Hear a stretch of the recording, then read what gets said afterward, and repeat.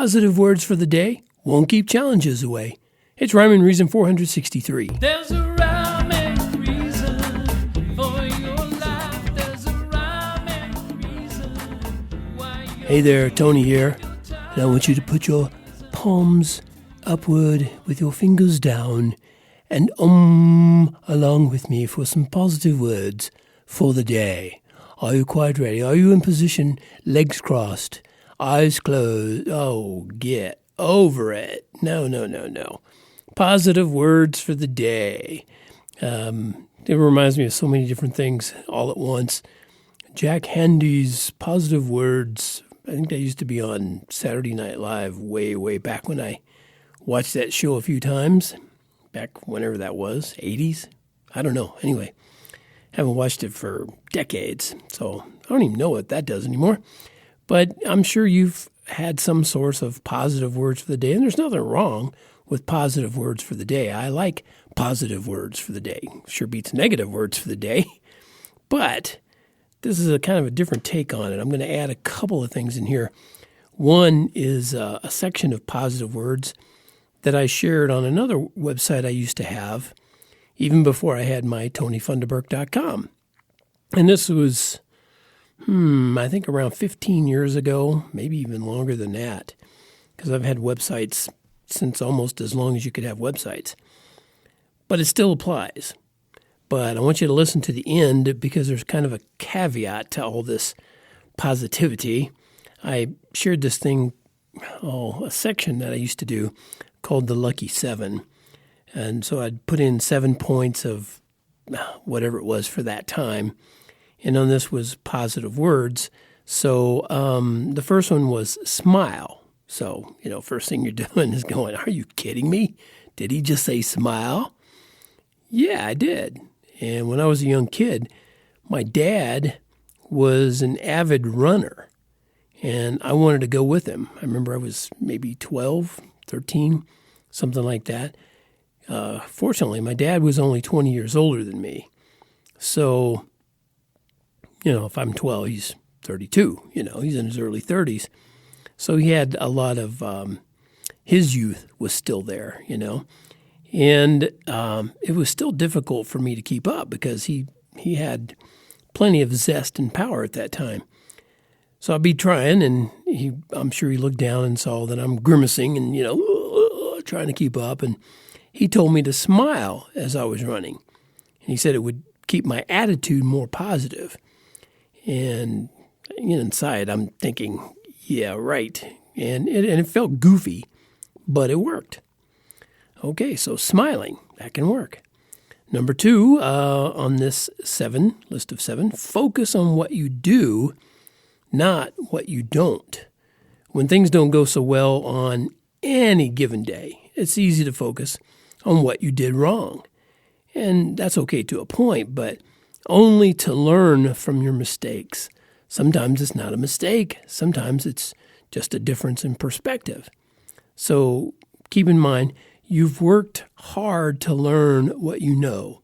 And just because someone doesn't agree with you doesn't change any of that at all. All right, that was it on the focus part. Number 3, speak up.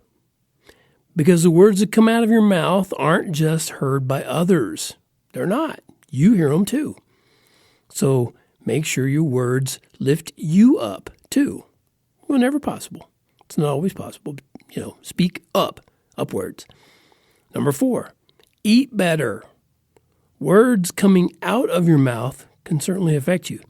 And the food going in your mouth can too. So if you're filling your tank on sugars and caffeine to keep going, your tank's going to get a lot bigger.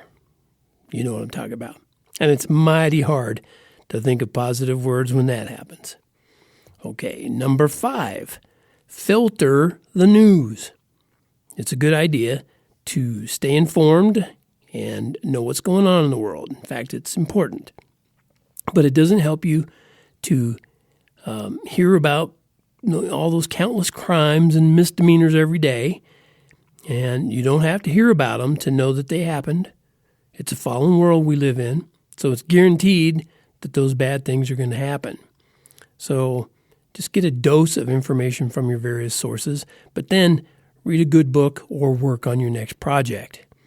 And keep in mind, that you should be figuring out what you can do to make the world a better place. I guess you could say it that way.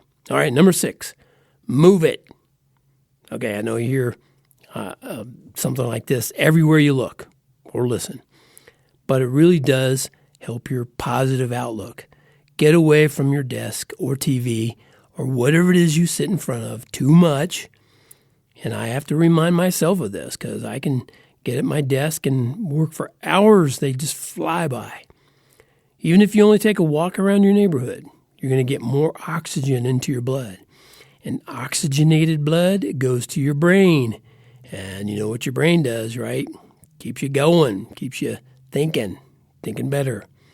Number 7, this is the most important of all of them, love. You really never have to look far to find somebody to love. You don't. And I don't mean the kind of love that you find on the cover of those newsstand magazines. I mean the giving kind of love. And if you don't have a wife or husband or even potential, you can still love your fellow human beings. Love them at least enough to say an encouraging word now and then. And when you do that, you'll be working on suggestions 3 and 7 that I shared with you.